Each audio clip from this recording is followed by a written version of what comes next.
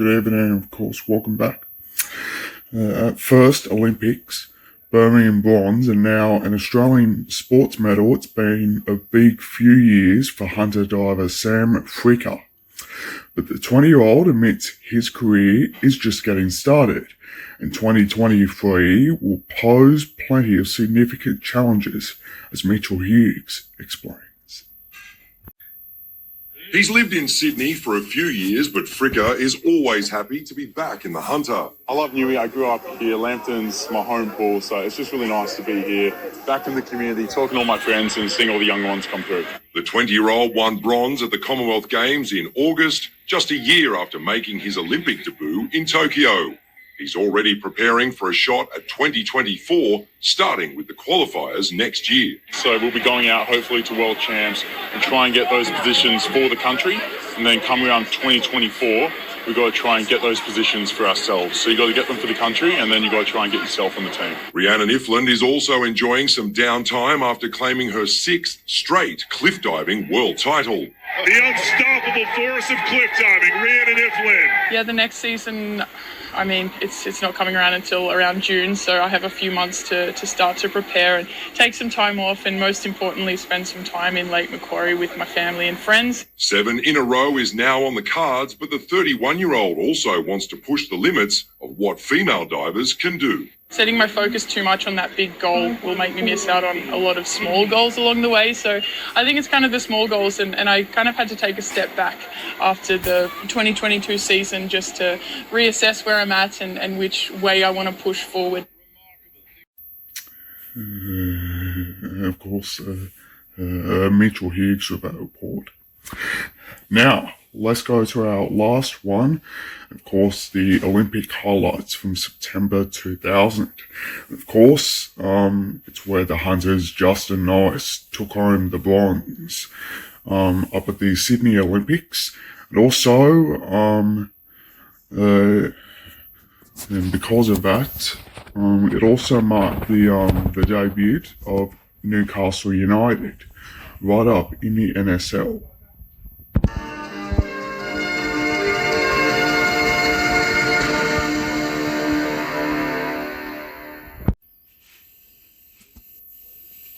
Players were briefed on the club's situation at last night's training session, many of them effectively able to become free agents due to around $60,000 in unpaid entitlements.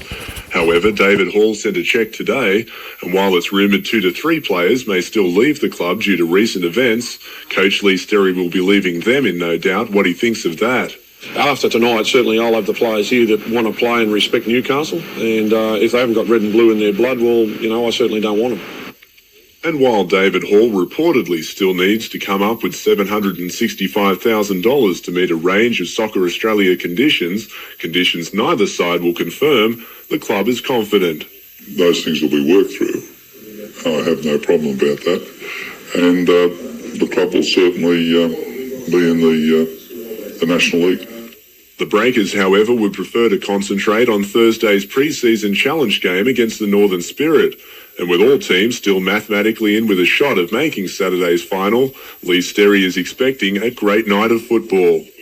The 4 teams will be going hard at it, and I'm sure they're still looking for this $15,000 prize money. And it'll be some very competitive games on Thursday night. The crucial clash kicks off at 8 p.m, with Olympic playing Marconi at 6. Colin Baldwin, NBN News. People in the Hunter Valley have probably seen them around and about in Newcastle City, Lake Macquarie, in the Hunter Valley, and of course at the training facilities. They may even have spoken to 1 or 2. The hotel, the university, and all the people, and you get recognised in the shops, and everyone talks to you and wishes you good luck for the Olympics, so it's very good. But today was one of the few times 225 athletes representing 9 countries were in the same place, gathering at Newcastle City Hall for an official welcome from Newcastle and Lake Macquarie's mayors. Hosting the teams has had an undeniably positive effect on the Hunter economy. It's turned out to be very good, some millions of dollars. It's created work for local companies. The Hunter Olympic Business Task Force was warmly applauded for coordinating the logistics of every team from the time they touched down in Newcastle. Both the athletes and the onlookers have enjoyed sharing the Olympic spirit. Fantastic. In fact, we don't want to go down to Sydney. We're enjoying Newcastle so much. Being away from the hustle and bustle of Sydney in the build-up to the games also seems to have helped. It suits the Irish temperament to be away from the action and then go into the action when we're ready for it. In Sydney, it'll be very hectic leading up to the games, and all the media and fuss around that are there. And over in Newcastle, it's very quiet and easy and relaxed. It's a very casual, relaxed atmosphere. I don't know how much training's going on, but they're having a lot of fun. Catherine Turner, NBN News. With outstanding superannuation payments yet to make super funds last night, Shane Price and Greg Owens exercised their rights to become free agents, the Breakers losing a captain and a talented midfielder. Coach Lee Sterry admits it's a blow. They're two good players, they're two good first-grade players gone, and I've never wanted to lose anybody. While both were unavailable to comment on camera today, they've said it was the hardest decision they've ever had to make. Price is being pursued by Perth, while Owens is also attracting interest from the Glory, as well as English, Danish and Sydney-based clubs. And other players could follow. If Soccer Australia decides David Hall has failed to meet set criteria, 15 more have agreed to walk out. Even if I lose this other 15, I'm not going to mess about in replacing people. I know I'm not going to come up with what I've got there now, but at the end of the day, I've got a job to do, and I'm going to do it to the best of my ability.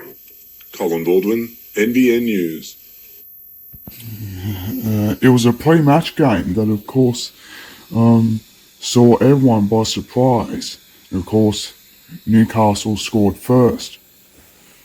So too did their rivals, and of course, it ended up being a draw.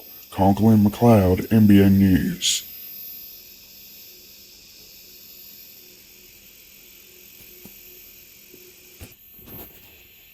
Years of delays, protected plant wrangles and squabbles over finances looked a long way away as international teams gave Glendale the stamp of approval. You need everything to be right going into a games, the Olympic Games. So, I mean, we're very, very happy that we've made the right choice. So overall, what would you rate here at Glendale out of 10? What would you give it?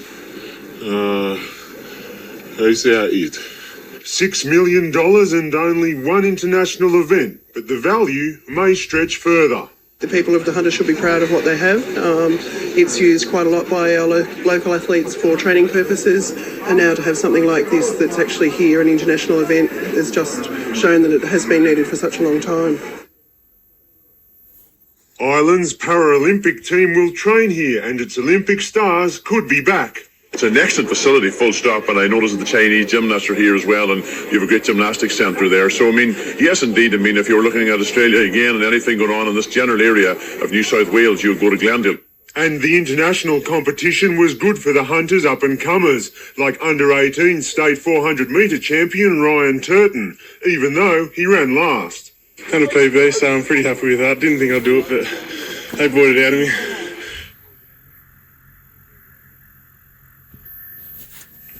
After waiting hours for tickets, close to 100 got much less from SOCOG.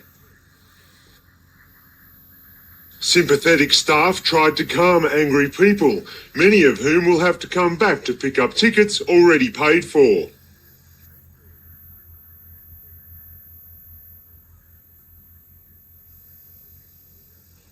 With most Olympic box offices open until 4 or 5 in the afternoon and some until 9 p.m, SOCOG apparently refused requests to extend Newcastle hours past 12:30. We come up from Gosford, which is about an hour to an hour and a half drive, and we got here about 10 and got here just now to close doors 12:30, so it's a 2.5 hour wait, and we were halfway down the queue there. We didn't even get close to the door.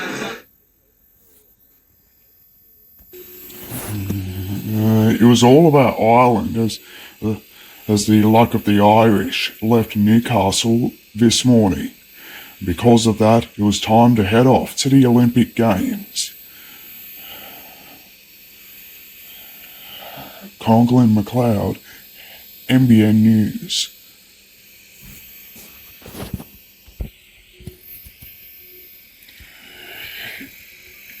It was a good time for the night's CEO, but also the night's teenagers quickly came onto the field just to win a final.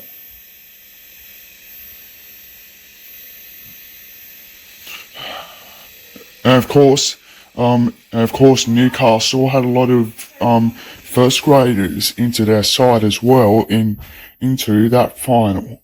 Conklin McLeod, NBN News.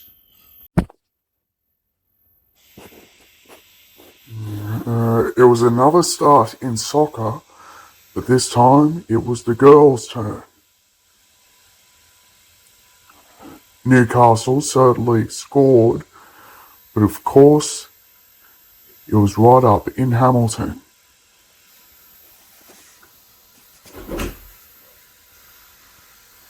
And of course, it's how it became, with more goals scored.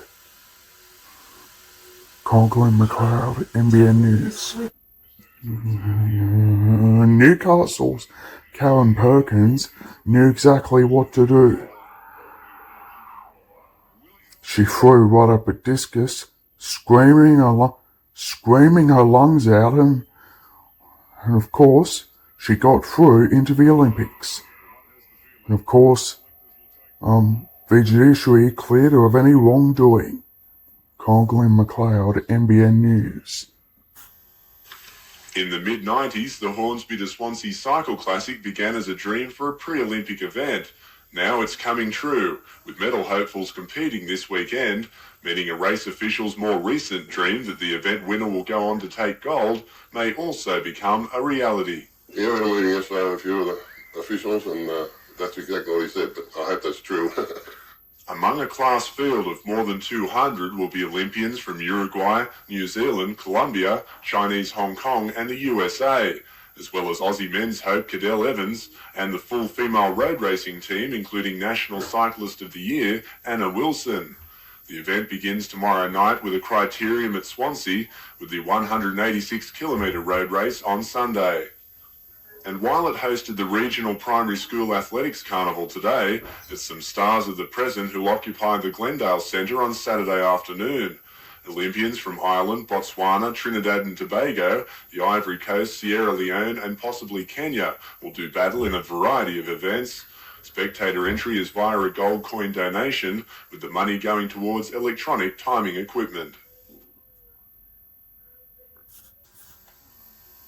It was the Allied Hurricanes and Spitfires versus the German Messerschmitts and Stukas. Over 33 days in 1940, the Allies lost 500 airmen. More than 3,000 Germans were killed. Finally, the Germans realised that they were not going to destroy the AF and therefore have full air supremacy to come across the channel and invade. So they backed off. It was a windy sky over Newcastle today as veterans, top brass and the community gathered to remember the Great Battle and to honour its only victim from the Hunter. John Dallas Crossman. He was a flying officer. He flew Hurricanes and unfortunately was shot down and killed right towards the end of the battle. But he went to Boys High here in Newcastle. Among those laying wreaths, David Bernard from Charlestown, whose 3 airman brothers were killed in other battles during World War II. 3 brothers that I lost, the way I found out, I just read in the paper. Nobody, not like today. Today, if there is a loss of life, there is counselling. Paul Lobb, NBN News. In 5 weeks' time, Tony Mowbray plans to set sail from Newcastle Harbour before circumnavigating the globe, non-stop and unassisted. I have no hours where I don't think about the project. I wake up in the morning with a nervous feeling in my stomach and I go to bed at night with a nervous feeling in my stomach, and it's there all day. But it's the unassisted part that's hitting home. He's already spent more than $100,000 preparing his boat, but can't find a major sponsor to raise the final $25,000 he needs. He admits it's all been done before, but remains hopeful that a major company will come on board to share his exposure. Pretty much I'm a financial cripple. Basically, I've had a lot of support from a lot of Hunter-based businesses, but no one's come forward as a major naming rights sponsor for the project. Paraplegic Vinnie Lowers completed a successful circumnavigation 4 weeks ago thanks to major sponsorship. Mowbray, who survived the horrific 98 Sydney to Hobart, says he's determined to overcome his latest challenge. Paul Lobb, NBN News. Despite this being his first year back with Lakes United, Rick Taylor knows all about grand finals. In his time with Wyong, he coached 7 sides to deciders, winning 3, and he scored a few points in the pre-match verbal stoush today. I don't see any love being lost on the weekend. A few comments in the paper. I mean, I don't have to psych the boys up. Waratah doing it for us. The Seagulls stunned the minor premiers Waratah 40 points to 8 in the major semi-final 2 weeks ago. But it's not a result Taylor's let his side get carried away with. You obviously hope in between that we don't play too many grand finals before the day actually comes.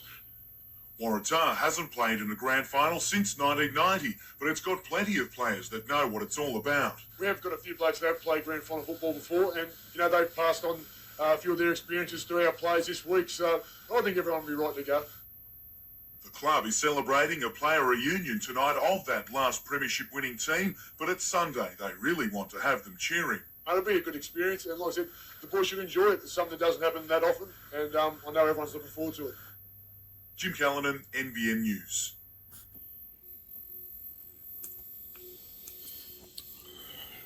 The Bikes won their way again, but this time it was up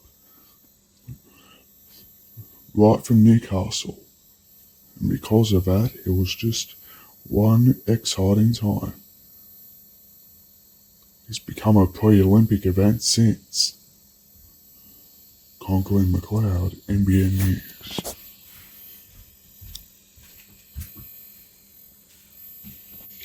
Singleton Army Base proved the perfect training ground for this most gruelling of sports. The Triathlon New South Wales Development Squad members spent 5 days cycling, swimming and running countless kilometres in an effort to become a more complete triathlete. There's some very talented athletes here. We've got a really good group of boys in the under-16s from last season, and the boys especially are very competitive in our state at the moment. But it wasn't simply an exercise in endurance. The 22, 13 to 18-year-olds chosen from throughout the state learnt teamwork and tactics, things such as drafting or slipstreaming in cycle legs, which is allowed in the National Junior Elite Series. They do need to have strategies and be able to cope with whatever conditions come up on the road as far as competing against other states or other people. It was a camp these stars of tomorrow found invaluable. It's been good. It's been a first time for me, so it's a really good experience, I think. I've learned a lot of swimming skills, and that'll help me a lot. Meanwhile, the Olympics seem to be generating a lot of interest in basketball, with a record 220 youngsters taking part in a 3-day skills camp at Newcastle Basketball Stadium. Colin Baldwin, NBN News.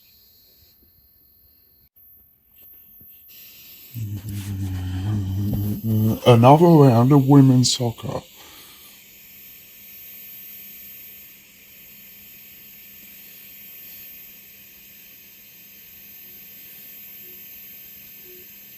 And of course, it was huge for Newcastle. Conklin McLeod, NBN News. Newcastle born and bred, Shane Price became a top-grade regular with the Breakers in the mid-90s and club captain. Needless to say, his decision to leave wasn't made lightly and wasn't simply over outstanding superannuation payments. That was an out for me, the super payment, I think, and that's all it was. I wasn't too worried about that money. I think there's bigger issues at stake, and for me personally, it's got to do with the future of the club and a few personal reasons as well. Price is being pursued by the Perth Glory, but hasn't ruled out a return to playing for his hometown, a place he'll have plenty of reasons to miss. Most of all, that feeling in the dressing room shed with all those players. The players that come in only this year, there was a bond there straight away. So I don't think I'll find that anywhere else. But that's gone, and I have to move on. Price and Greg Owens obviously won't be in the team to play the Northern Spirit tonight, but 15 other players who were prepared to walk out will. And the Northern New South Wales Soccer Federation released a statement today saying that given the crisis, it's urging Soccer Australia to immediately negotiate with the Federation and its financier about reinstituting the safety net, meaning the fallback option for a Newcastle team in the National League. Con Constantine, meanwhile, says he's out of the race for now. It was a new-look Breakers outfit in more ways than one. This match, the first without captain Shane Price and teenager Greg Owens, who've both left the club. Given his chance to impress, keeper Brad Swancott looked good with the gloves. while Andy Harper shouldered arms as well. The only thing Asala Massey pounded was the ball, but neither his shot nor John Bonavolia's follow-up could pierce Northern's net. Ex-breaker Scott Thomas, though, got all tied up with Bonavolia just minutes later, earning a yellow card and a shot from the spot that Andy Harper fired off. Glenn Moore found his way onto the booking sheet just before half-time, and then to the sideline with a cut mouth. After half-time, Bonavolia became a moving target, but Newcastle just continued to break the Spirit's defence. Chances came thick and fast. New recruit Daniel McBreen just unable to finish off Brad Widgerek's good work, but when given a second chance on goal, he didn't disappoint. As a thick fog rolled in at Birmingham Gardens, Brad Swancott kept a close eye on things in front of goal as things remained 2-0 and sending the team into the final against Marconi tomorrow afternoon. But question remains on just how much longer players will wait before more leave the embattled club.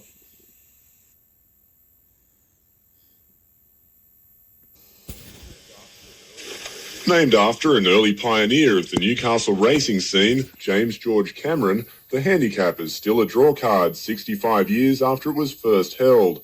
Throw in perfect spring weather and the Newcastle Jockey Club was on a winner. Look, if you were complaining today, you'd be very hard to please, wouldn't you? It's a magnificent day. But of course, backing a winner was another matter. You'd almost think a horse named Adam, ridden by Christian jockey Darren Beedman, would have the right connections, but the experts had their own ideas. Condotti, I think the Gay Waterhouse trained Condotti will be hard to beat. He's first up winning the Concord Stakes at Rosehill was good. He'll get a nice run behind the speed and he'll run out the 1400 strongly. In the betting ring, form guides were being studied and money changing hands, and curiously another horse emerged as favourite. There has been a little bit of money for Ken Concani already. It's opened up very short on the toe. Eventually, punters big and small gathered trackside to watch the feature, and after a delayed start due to gate problems, they were off and racing. Milan Princess a length in front. Ken Concane's drawn level. They're clear from Adam Condotti and spying. Ken Concane trying to gun down the mare. Milan Princess with a kick. She drew clear of the Toowoomba horse, and Milan Princess for the Cameron. Mulan Princess paid a kingly sum of $10.70 the win and $3.10 the place. The Quinella $12.90. The trifecta $268.70. Sadly, athletes using performance-enhancing drugs has become an all-too-common occurrence. But instead of risking bans, fines and side effects of these often dangerous drugs, athletes now have the opportunity to boost their performance legally using natural means. What we're hoping for is to develop a program where we can actually analyse somebody and individual's specific requirements for vitamins, for amino acids and so forth, and then by matching those offer specific alternatives for them to enhance their performance. University of Newcastle researchers are also hoping to offer their new tailor-made supplement program to normal people. We see the program as extending to the whole community. We've got corporate executives that work 20-hour days and want to be able to sustain their long hours. The university is also set up as a drug testing facility. One client is the Newcastle Knights, but it's looking to expand, offering its services to amateur sporting associations to screen up-and-coming young sports people. I think it's very important to target the younger players, particularly at this time with the Olympics on. There are going to be a lot of young aspirations to try and meet the grade. Tanya Carlisle, NBN News. It's a dream come true for the Knights teenagers. Again, we're going to be very young next year, and maybe a little bit inexperienced, but the talent is enormous, and I think there is several guys that will take the next step and play first grade during the year. With the Knights under 18 securing a huge win in the grand final. Conklin McLeod, NBN News. Last year's premiers, Lambton in the red and blue, started the grand final with a solid attack. Lambton's Chris Layer an early casualty. Cardiff had two early chances, being held up both times. Lambton's Norm Sheether copped a falcon, and then the blue and red attack began, with Nam Wakalivu being disallowed this try for pushing. The half-time hooter brought with it a try by Lambton's Tony Blankmore. Converted with a huge kick by Ben Porter. The second half went all Lambton's way, the scoreline 13-4.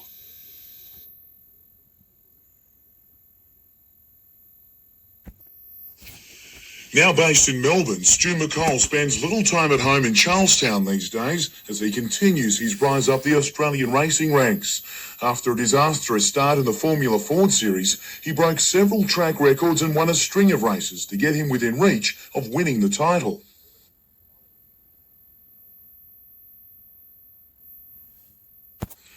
With the title in sight, though, it all came to a crashing halt. Unfortunately, I didn't qualify as well as I'd like and got taken out in the first race, which basically ended my championships. Putting that behind him, he's now chasing a ride in the faster Formula Holden class. They're the fastest cars we've got here in Australia, and I tested one a few weeks ago at Winton and went extremely well with it.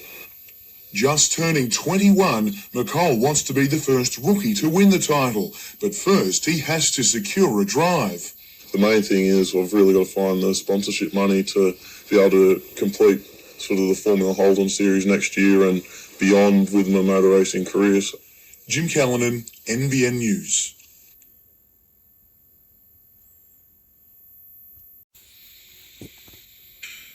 A favourite at Broadmeadow, Adam won the Cameron Handicap 2 years ago and since then hasn't looked back. The Ray Brock trained galloper has gone on to score Group 1 success and has twice won the NJC Horse of the Year, and he'll be hard to stop on his home track tomorrow.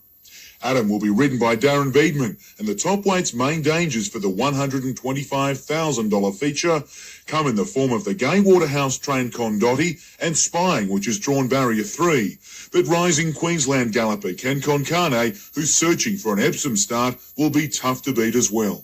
If he's to be regarded as a genuine Epsom hope, he's really got to win this race. I know LA Sewers last year was unluckily beaten and won the Epsom, and this horse has to qualify for the Epsom by winning tomorrow, and certainly the Epsom will be a stronger race than the Cameron. While not a full field of 17 will start the race, the event is tipped to be heavily supported by punters. You know, the top 7 horses have all got great credentials. There mightn't be a lot of depth right through to the bottom, but it'll still be a good betting race.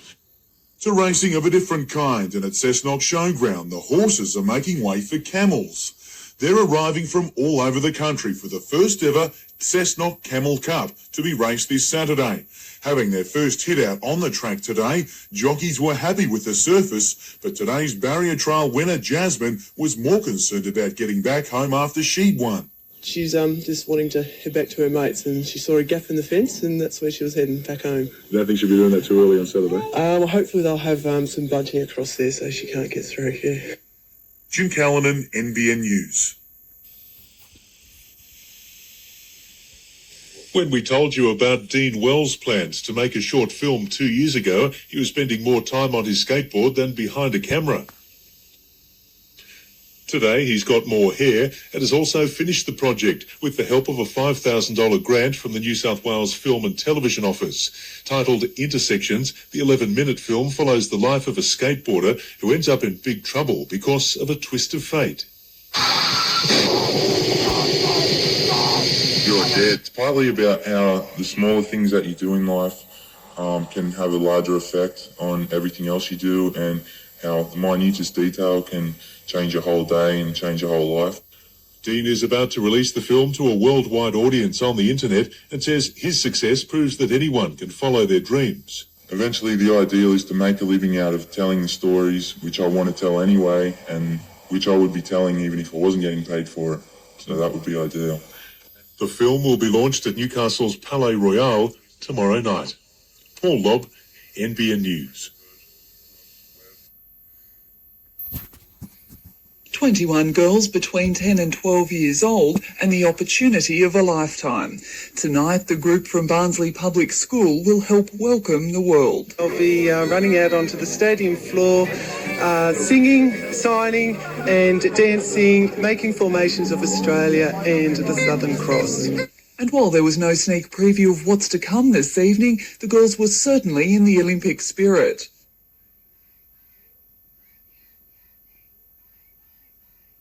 Their departure caused a media frenzy.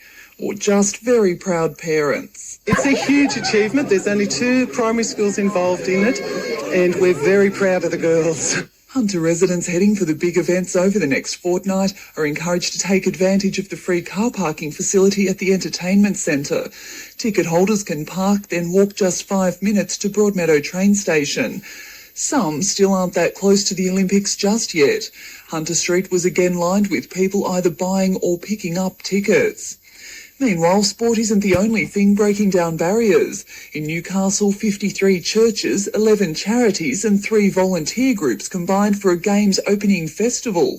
The entertainment centre is alive with action, including carnival rides, rock bands and a makeshift skate park. Brooke Webster, NBN News. There were 2 NRL-related weddings that occurred up at Newcastle. First, to former Knight Brett Camorley and current Newcastle Knight Andrew Johns, who had just got married. And of course, his brother Matthew joined him. Alongside his fellow Knights teammates. Conlon McLeod, NBN News. As 2000 marks the end of Tony Butterfield's career, it also marks the end of a 13-year career for him. Playing his entire career of the Knights and representing New South Wales in the state of origin. Conlon McLeod, NBN News.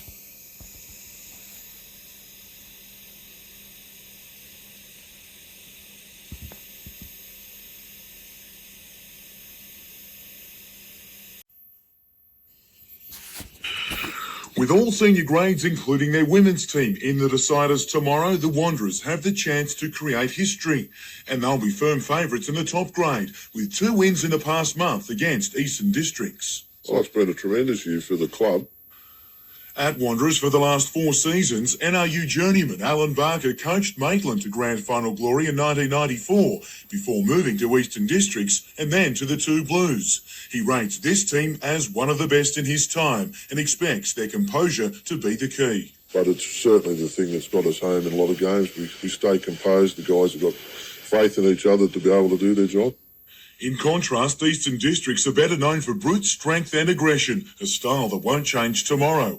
Celebrating its 60th year, the club wants something to show for it. We've met in the pre-season cup final, the Cold King Cup. They beat us there in the final. They beat us in our last home game for the Hawthorn Cup. So, 2 out of 3 is pretty good for them. The match kicks off at St John Oval, Charlestown at 3 o'clock.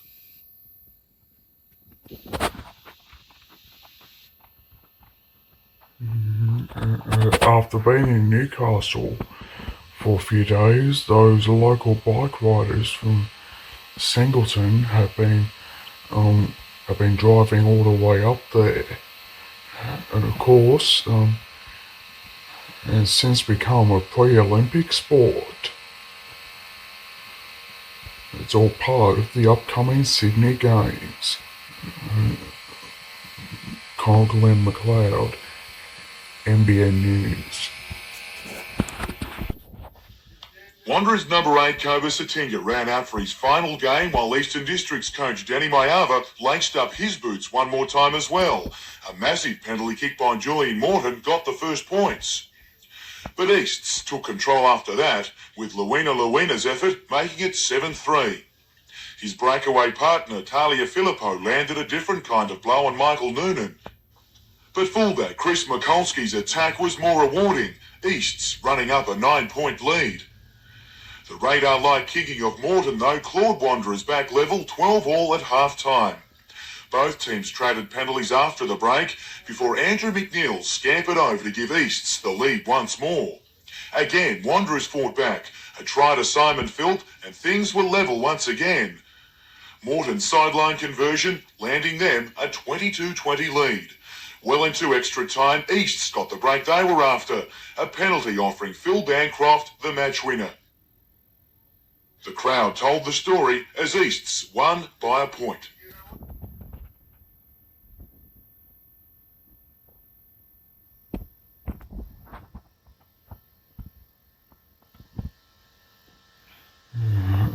if it's right up into the NBN soccer league, it is. And of course, it was really different. And of course, Newcastle were up against their rivals. And of course, the home team certainly had a win. Congo and McLeod, NBN News. When the full-time siren sounded in the Tooheys Cup decider yesterday, it signalled the end of a 10-year premiership drought for Waratah. For Steve Henderson, it was extra special. The Cheetahs captain-coach emulated his late father Norm's title win back in 1972 when he led Cessnock home. I'm ecstatic. Henderson also won the man of the match, but few would have gone past the efforts of halfback Darren Forward. He scored 2 tries in his final ever game. The holes just opened up, so, it just worked out pretty well in the end. But the best solo effort was Craig Foggo's intercept try. Ahead by 4 with 6 minutes remaining, the Waratah winger sprinted home to set up a memorable win. I've done a few, but I haven't done it that hard. I had the crowd on me back, I think. It was pretty hard going, but, good way to score, good way to win a camp grand final.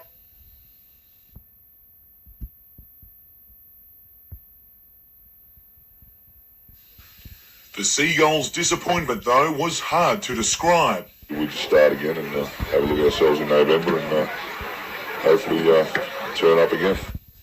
For now, the Cheetahs just want to party. I think Mad Monday will last till next Friday, I don't know.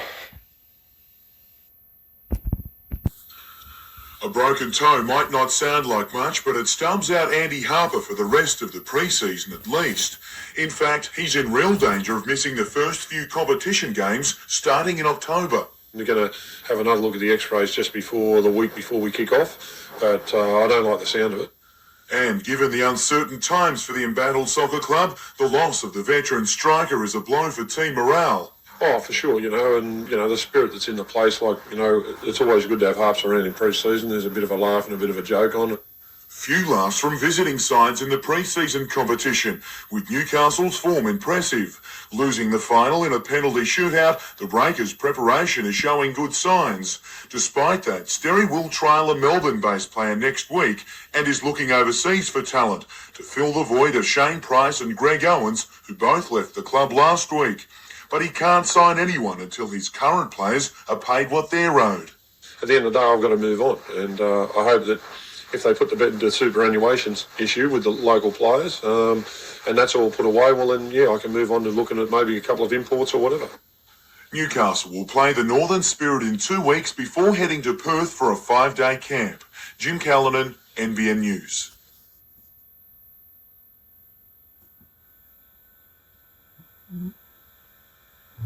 The bells around of the Newcastle Rugby Union. It was the grand final for which Eastern Districts secured their first premiership victory, and of course the party continued on right throughout the afternoon and the night. Congo and McLeod, NBN News.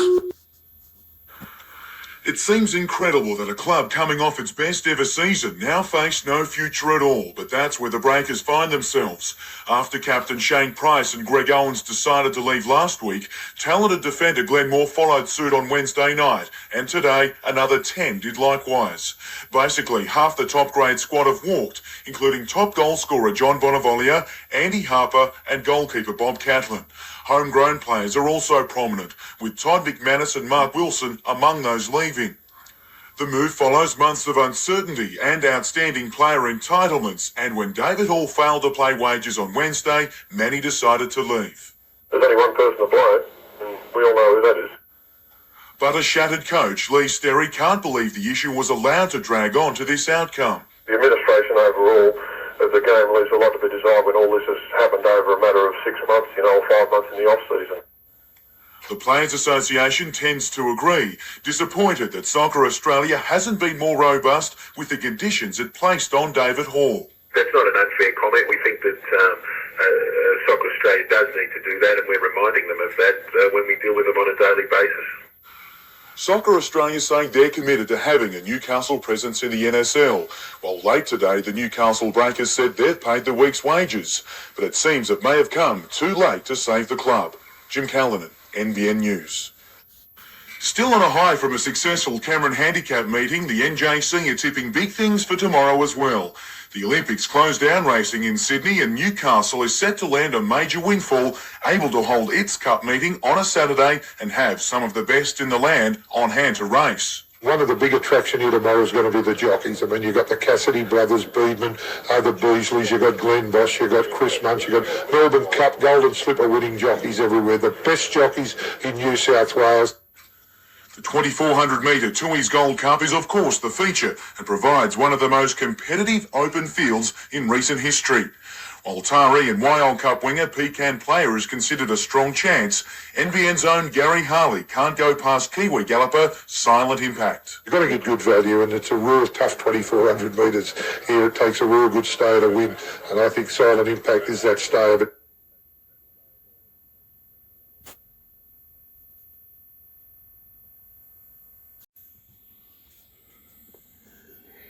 it's been revealed, but however, there was an uncertain future about the Newcastle Breakers.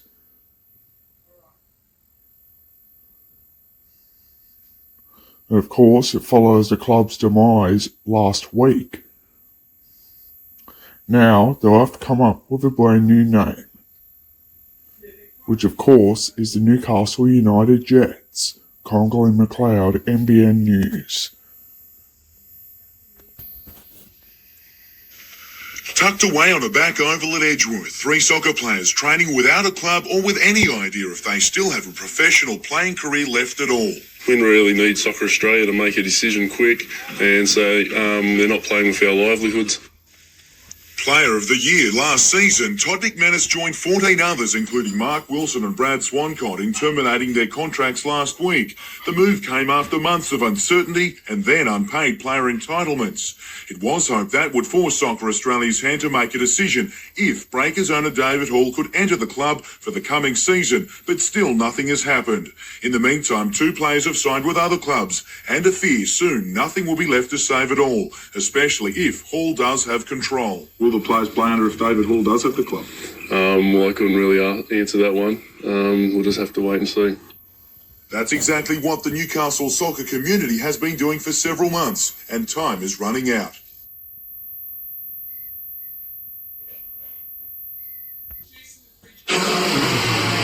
There are a lot of bikes zooming and also skidding across Newcastle today, and it was all part of one of the best rounds. And also, thankfully, no accidents or crashes today. And because of that, they all did pretty well. Conklin McLeod, NBN News.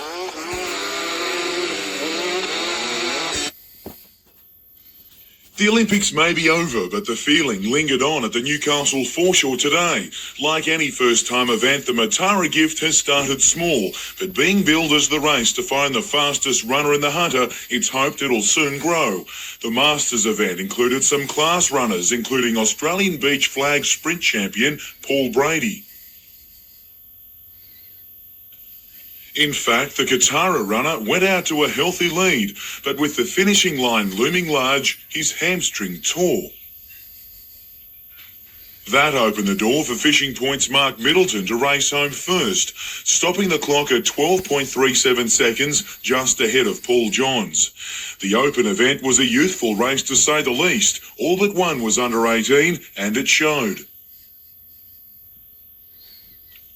A false start, but the break didn't bother Drew Langford. The 16-year-old Caves Beach sprinter holds 2 junior national titles in hurdling, and he found today's scratch race no obstacle either. Well, I felt good. It was a bit of a win behind me, but I felt good otherwise than that. Not a bad time? No, it was a pretty good time. Close to my personal best.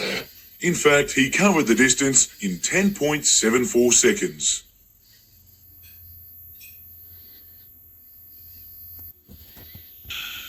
The list of past winners reads like a who's who of the Newcastle Knights, with names like Johns, Kamali, Howe and Craigie among them. Now, Chris Tyree's name is there as well.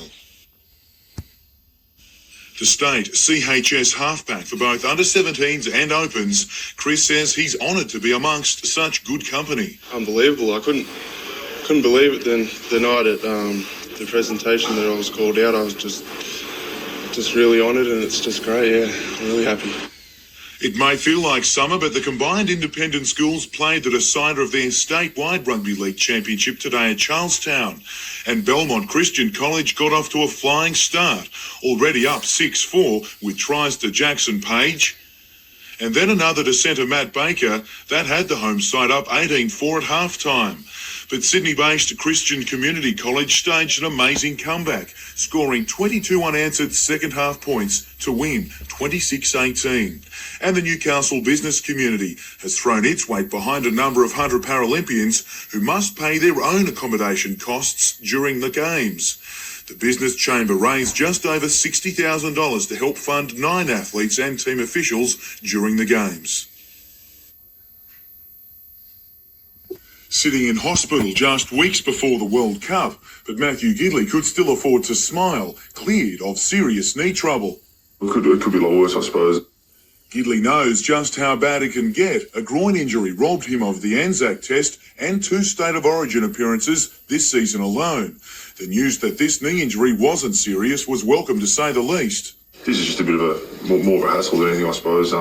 Just getting this done this afternoon, probably just push me back a week training-wise, but I'll be right. Ironically, Gidley's misfortune against Papua New Guinea gave Newcastle teammate Adam McDougall the chance to play. The big winger scoring in his debut for Australia and having a hand in several others.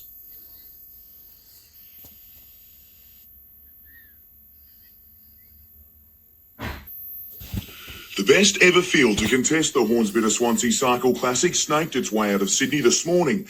Among them, more than a dozen Olympic riders who are using this event to find tune for the Sydney Games. But anyone can come unstuck in road racing. The King of the Mountain crown went to Island champion David McCann. Then it was purely a race to the finish line, with small breakaway groups getting some distance from the pack. With around 30 kilometres left of the 189k journey, Colombian Marlon Perez made his move, blasting away on his own. The 24-year-old hit the streets of Swansea with a comfortable lead, allowing him to savour the win.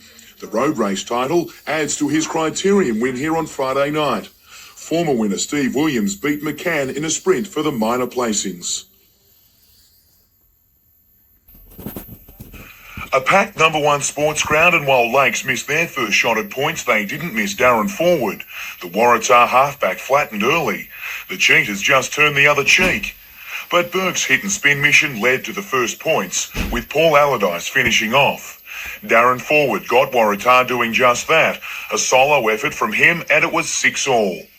Defence was the key for the Cheetahs, saving a try at one end and setting one up at the other. When Brendan George was bundled into touch, the Cheetahs took 3 tackles before Forward was at it again, 12-6 at half-time. Paul Allardyce started the second term like the first, with a try. Stu Collins, however, would be lucky to remember anything after he was hit high. It got Waratah another 2 points, but the real blow was landed by winger Craig Foggo. When he stole Lake's ball and ran 70 metres to score, the Seagulls' premiership hopes virtually went with him. Lakes got back within 6, but it was Waratah the winners and a fitting finale for Darren Forward.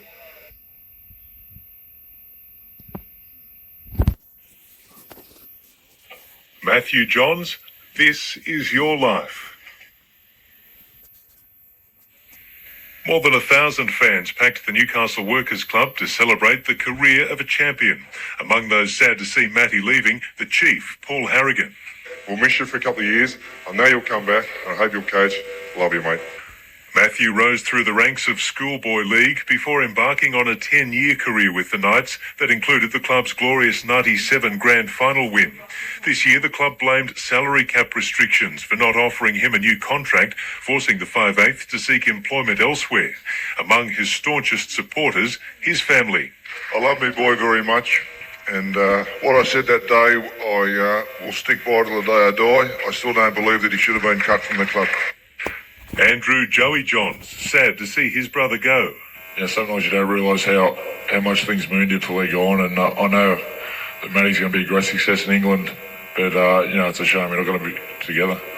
With wife Trish by his side, the crowd was given a glimpse of Matthew, the father. Jack down the bottom, Cooper on the right, and young Samuel on the left, and that's me dressed as Banana.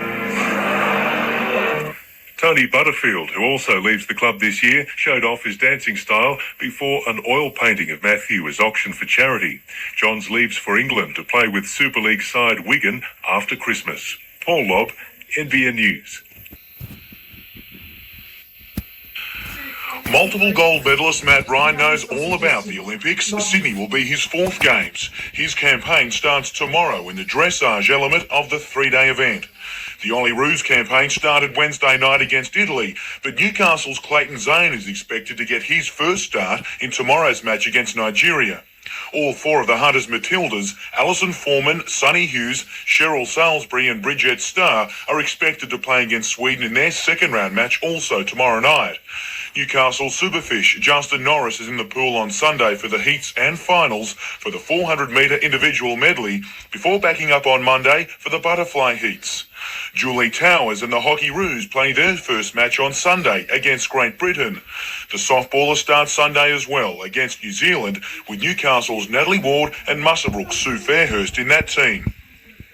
Lake Macquarie World Champion 49er sailors Chris Nicholson and Daniel Phillips start their racing on Monday, while Daniel Burke's Australian 8 rowing crew hit the water the same day. Lake Macquarie kayakers Peter Scott and Shane Suska don't paddle in their K4 team until Tuesday of the second week. The wait is even longer for Karen Perkins. After only winning selection earlier this month, the former Edgeworth-based hammer thrower doesn't compete until Wednesday the 27th, 5 days before the games finish.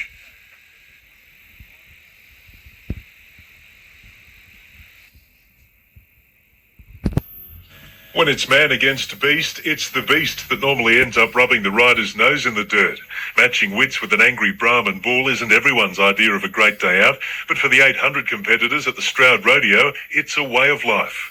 A lot of cowboys are here this weekend from all over the country, and it's one of the biggest, and coming the end of the season, coming into the national finals, they're going to want to be winning dollars to get there, so it's one of the biggest on the circuit. They breed 'em tough in the Hunter. 10-year-old Brady Grant hitting the dirt early in the Poddy Calf division. What do you do to try and do your best? Just hang on. Meantime, over at Cessnock, they were riding camels today at the Cessnock Camel Cup Carnival. Guided by female jockeys, Badori Lass finished first after a spirited last-minute run from Doubtfire and Captain Starlight. Gem Cutter Jack finished a distant last.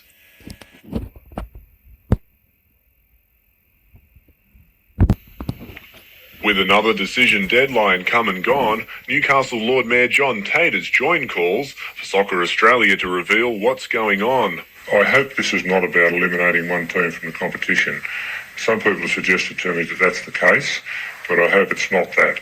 Newcastle deserves a national soccer team. While the governing body categorically denies any hidden agendas, John Tate isn't the only mayor worried about the fate of the region's NSL side. Among the others, Lake Macquarie's John Kilpatrick, who's offered to help the Northern New South Wales Soccer Federation should Soccer Australia decide to use its fallback option. We don't want to lose the Breakers. We've lost the Falcons and the Wildfires from the Hunter region. And basically all I've said to them is, look, if we can help in any way, make sure you call on us. More discussions were held today between NSL and Breakers bosses, with a decision not expected until after a Soccer Australia board meeting. Meanwhile, it's believed none of the 14 players who've left in the past week have signed with other clubs.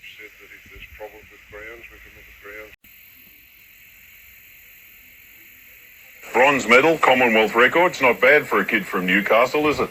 Mate, it's not bad, but I'll tell you what, you've been doing your best to kickstart my singing career, and that's my next goal, so thanks for your help.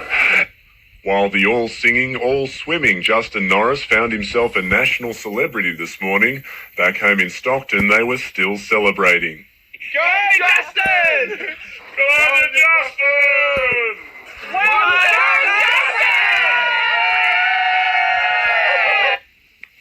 It seemed everyone knew the bronze medal winner, and everyone was full of emotion. Very, very proud. Very proud neighbours, yes, really are. Like a son. But no one was more proud than Justin's family, his grandmother and Nan taking time to relive the magic moment. We were just, come on, Justin. Making absolute idiots of ourselves, we were. Also over the moon, Justin's old training partners like Patrick Adams, who can't wait for his friend to return home. Great to see him. All the boys looking forward to seeing him, so it'll be hell. Neither, of course, can his grandparents. It'd be great to give him a big kiss. And a cuddle. He likes a cuddle. Meanwhile, the Hunters' Matt Ryan is still coming to terms with winning his third gold medal and in front of an overwhelming home crowd. Just the noise that they made, just the support that we got from the home crowd is fantastic. His family among those shouting the loudest. Absolutely, really thrilled for him. It was a fantastic effort. And actually for all four of the riders, they were all brilliant. And it's unlikely to be the last medal for the talented Black Hill rider and his Gunnedah-bred mounts. Ryan's already set his sights on Athens in 2004. Colin Baldwin, NBN News. After a season under the One Summer of Sport banner, Uncle Toby's is set to go it alone once again and move back to more traditional format and venues, much to the delight of competitors. That's sort of quite good because I think it challenges all the athletes in all areas, and it'll be quite good to go back to the old format. Heading the list of old venues appears to be Newcastle Beach, and that would suit Josh Blair down to the ground. You always like to do well at home, and it'd be great. I think my best performance here, we've had two other races, and the best I finished is third, so it'd be great to be able to win here. Blair, who's finished in the top three in the last three Uncle Toby series, would love to kickstart this campaign for the title on home soil, but that won't be known officially until next month. The Swansea Belmont-based Ironman is also keen on the old 5-race format that's been proposed. Yeah, I mean, bringing the long races back in, we didn't sort of have too many last season, and then, I mean, we really had to back up where we raced Saturday and Sunday. Jim Callanan, NBN News. When your 19-year-old son is competing in the Olympics for the first time, it's hard to hide your nerves. A motorbike accident left Glenn Helm close to dead a fortnight ago. He's since battled to get to the games. The doctors said no, but delivered a big screen TV and a room full of friends to help him experience the moment. Good lead-up form left expectations high for Robert Newbury and Matt Helm in the synchronised competition. They stood 7th with a dive to go, but a terrific effort on the last jumped them into 5th. I reckon they've already won gold by making the team. Everything apart from that was a bonus.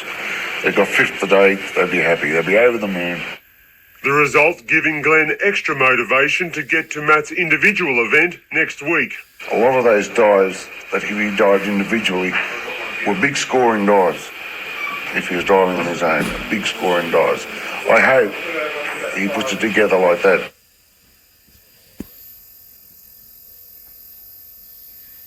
People of Shoal Bay know there's an Olympic champion in their midst and have decked out his home accordingly. This is what greeted Dan Burke's family upon their return from the Games after his silver medal winning performance in the men's 8 rowing, and it's taken 10 years of sacrifices.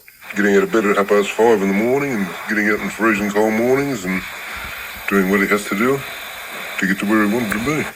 The only memorabilia from the race so far, the bouquet from the medal ceremony. A slow start saw Australia well behind for most of the race, and even Dan's biggest fans had their doubts. And we thought, oh, they haven't got a hope. However, they just pulled it out of the water and off they went and came second, and it was brilliant. Dan's sister Kath took up rowing shortly after her brother and has a pretty good idea of what he's been through lately. Like, they would be happy that it's all over. Like, it's exciting, but you can only take that for a certain amount of time. He might have stretched his parents' budget, but to them, Dan Burke is a winner. He said to me one day, he said, I'll repay you all the money. And I said, just bring a medal home. And he did. It might not be the most ideal conditions to live out a childhood dream, but after years of striving for a kangaroo jumper, Adam McDougall will get his chance tomorrow night. It's very satisfying to finally get here, and for me, I don't care who I'm playing. Just to pull on the green and gold jersey is a tremendous honour, and you can't get any better in rugby league. As far as favourites go, the Kangaroos couldn't be more red hot, save maybe for the Townsville conditions. The mercury has peaked in the mid-30s since the team arrived and is expected to remain that way for the test match tomorrow. As for Adam, he says she'll be apples. Hopefully they'll put me out there when everyone's a bit tired and I can score a few tries. So I'm just looking forward to being part of it. McDougall will join fellow Newcastle teammates Andrew Johns and Matt Gidley in the side to play the Kumuls, while Ben Kennedy is being rested. The Kangaroos will then head to Gosford on Sunday to prepare for the match against the New Zealand 13 next weekend. If conditions were great on day one, today's racing was made even better, with the day a little cooler on the seaside circuit. It made little difference to these hotted up machines, who ripped up the scenic hill climb in quick time. Neil Farr, one of the quickest, at 40.19 seconds for the 1.94 kilometre sprint. But he spent the day chasing fellow Tamworth driver Eric Barnes. The circuit record holder clocked 38.45, but he wasn't quick enough to reel in Peter Gumley, who was just 0.14 seconds quicker. Last night, the need for speed was a tomago for the opening round of the Newcastle Speedway season. Musselbrook's Andrew Wright won the litre car feature, while it was a family affair in the super sedans, with Keith Sims beating his father Dennis in the final. New Lambton South Public School holds a special place in the heart of Matthew Helm, a former student. His audience even included brother Christopher and sister Gemma. But the Adamstown diver's first order of business when he returned home late last week was catching up with his father Glenn, injured in a motorbike accident just before the Olympics. It was extremely hard, knowing that he had just had an accident right before my competition, but once I knew that he was okay, then I was okay. And while Matthew says words can't describe the Olympic experience, he did have to find one or two to answer today's questions. His highlight, a personal best in the individual 10-metre platform. That was my goal at these Olympics, was just to go out there, achieve my personal best, and I did that, so I can't ask for any more than that. Meanwhile, it was the Dutch Paralympic soccer team attracting all the attention at nearby Lambton Public.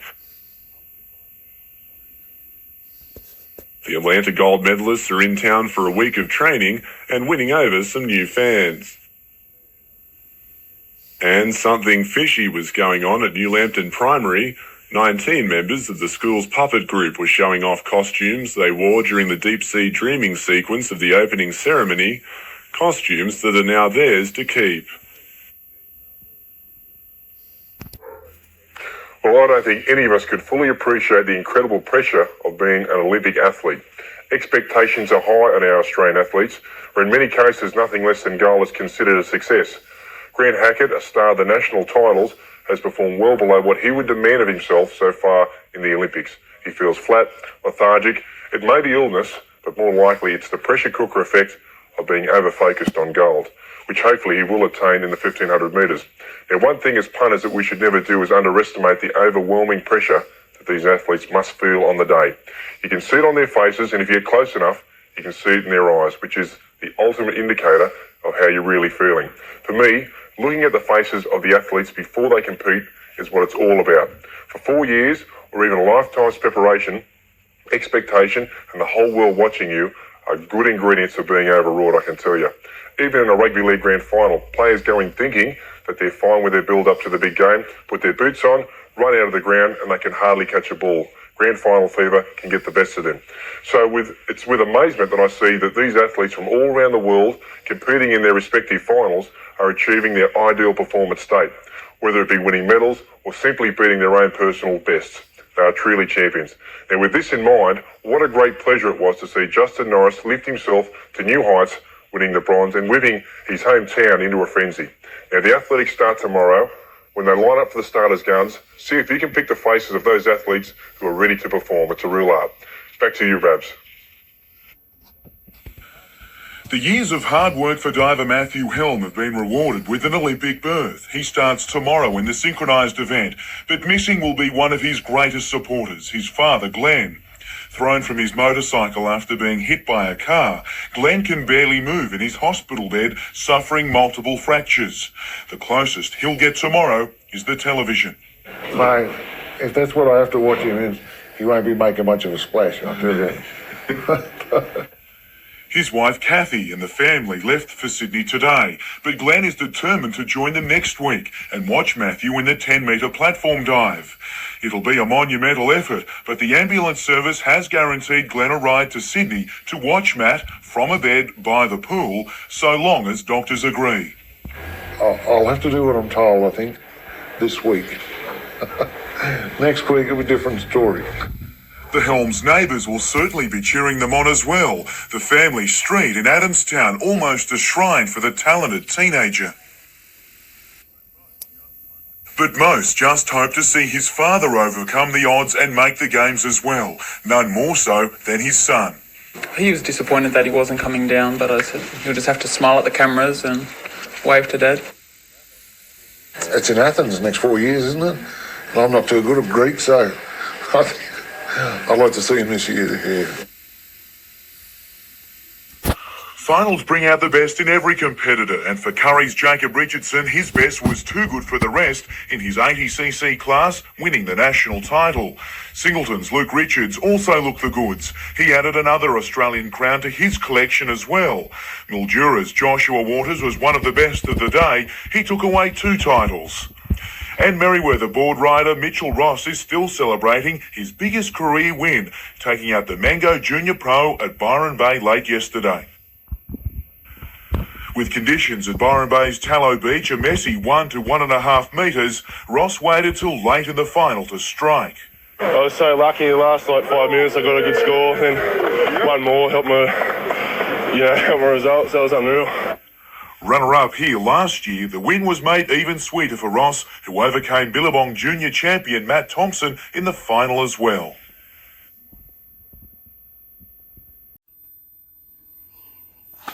No party politics here, just a united front showing support for the region's new NSL franchise.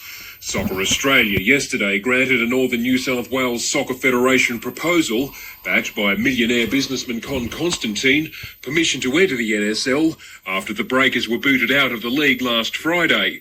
With the side indicating it'll play at Marathon Stadium, the push is now on to pressure at a state and federal level for its upgrade. That's expected to cost between $30 and $50 million. We'll have a great opportunity to enhance funding for the upgrading of Marathon Stadium. It's clear that you can't put the sort of money into those facilities unless they're multi-use and multi-purpose. The Newcastle Knights say they're happy to share the stadium with the new side. There'll also be a push to get the business community involved. What the business community need to know is that this is a viable operation and one that is capable of paying its bills. The team is expected to be named over the weekend. Frontrunners are the Newcastle Thunder or the Phoenix. Players and coaching staff are tonight being addressed by Con Constantine. Blake Doyle, NBN News. The only breakers left in Newcastle these days are at the beach, but the city still has a National Soccer League team. The side had its first training session last night at its new home at Marathon Stadium, the first team session for players in almost 2 weeks. While a little sore today, players are just happy their futures are settled. We're able to get some good night's sleeps anyway. And there's still some work to be done before Marathon really feels and looks like home. I think it'll take a few weeks to get used to, especially the grass. It's a different sort of grass. The pitch seems okay in most areas, and I think after a bit of work on it, it should be a good surface. The real problem, though, will be fitness. 2 weeks we've really got to bust our backsides, to put it bluntly, and we'll hopefully start off well. Coach Lee Sterry met with new boss Con Constantine in Sydney today to discuss his contract, while players are expected to begin formally signing theirs this week, with a trial match next weekend against Parramatta already scheduled. The team, which is still to be named, will be based at Constantine's The Store offices, with a general manager to be appointed this week.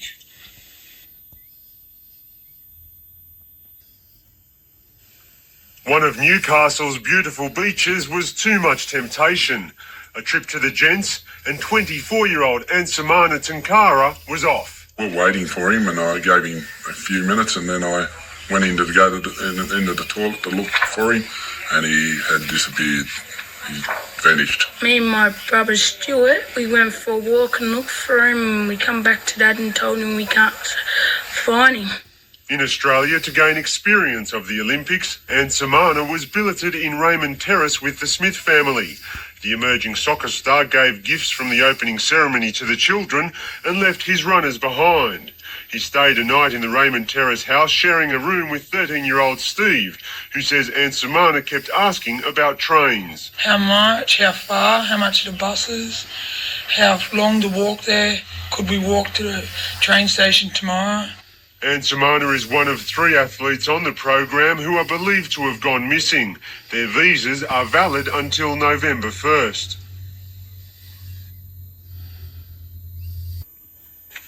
It was the first Formula One race in America for 9 years, and McLaren's David Coulthard was a little too eager to get proceedings underway. He's in the lead at the moment, but I'm absolutely sure Coulthard jumped the start. The Scotsman copped a stop-go penalty, but not before a close encounter with Michael Schumacher. The German, however, soon had bigger fish to fry, with championship rival Mika Häkkinen giving chase, or should that be, in hot pursuit. With the flying Finn grounded, Schumacher took control of the race, losing it only briefly in the dying laps. Frentzen and Villeneuve provided plenty of thrills and spills in the fight for third, but the record Formula One crowd only cared for the Ferrari double act. Seeing so many people here celebrating with us this victory, 1-2 for Ferrari, it's the best. Schumacher now leads the Drivers' Championship by 8 points from Häkkinen with 2 rounds to go. Colin Baldwin, NBN News. It's been 18 months since any NBL team ventured to Newcastle, but for local basketball fans, the wait is almost over. Come October the 7th, the Sydney Kings will take on the Wollongong Hawks at the Broadmeadow Stadium. Well, I guess the purpose is twofold. One is to certainly see the interest out there in the community for NBL games in Newcastle, but also secondly, just to promote how much fun you can have playing basketball. While both teams were arch rivals of the Falcons, they will have a Newcastle flavour. Ben Melmoth and Terry Johnson playing for Sydney and Grant Kruger for Wollongong. A special coaching clinic and lead-up games are also planned for the day, including a grudge match between former Falcons and ex-Hawks. Newcastle's favourite import, Butch Hayes, just hopes locals will understand why he's playing for the enemy. I'm just trying to make the teams even. If I played with the Falcons, I think we'd blow the Hawks away. Organisers are hoping to capitalise on post-Olympic interest in basketball. Colin Baldwin, NBN News. Finally, the news Hunter soccer fans have been waiting for. Newcastle will be represented in this upcoming 2000-2001 season. After a series of meetings, the NSL's governing body, Soccer Australia, granted a joint Northern New South Wales Soccer Federation Con Constantine proposal permission to re-enter the league. Mr Constantine agreed to pay a $250,000 bank guarantee and $65,000 for an NSL entrance fee. Very, very happy. Glad it's all over.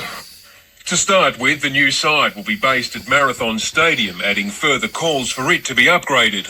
They'll no longer be called the Breakers, with a new name to be decided within days. Soccer Australia has also indicated the majority of players who walked out on the Breakers will be back, along with the coaching staff. We have a high level of confidence in Mr Constantine, Northern New South Wales, the Players Association, and more importantly, I guess, the public of Newcastle and the Hunter region.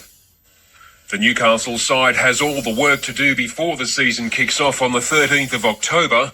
The first home game is set down for a week later. Blake Doyle, NBN News. 2 days before the team's all-important debut at Marathon Stadium, Lee Sterry has decided that cohesion is the best option. Blokes need games together and need combinations starting to set in and people getting used to one another. There are a few new faces in the starting lineup. United's side is identical to last week's right down to the bench, with Sprod, Shipchesky and McBreen again starting as subs. There's been plenty of talk about the playing surface at Marathon Stadium, and while ground staff agree it's not exactly billiard table smooth, they are sure it'll be fine and safe for Friday night. It's the same for both sides. It's going to be bumpy in the middle, so, it's just going to be, that can cost you here or there. It's going to be a toss of the coin. And soccer won't be the only feature. A night of entertainment is planned with a parade of Hunter Olympians, a march by 500 junior players and fireworks. Newcastle United today also announced free shuttle bus services to and from Marathon for the big game. They'll start from Newcastle City, Swansea, Cessnock and Fingal Bay and work their way into the stadium. And of course, we'll have tomorrow we'll have the year 2001, of course. That's it for now. Thanks again for your company. Good night.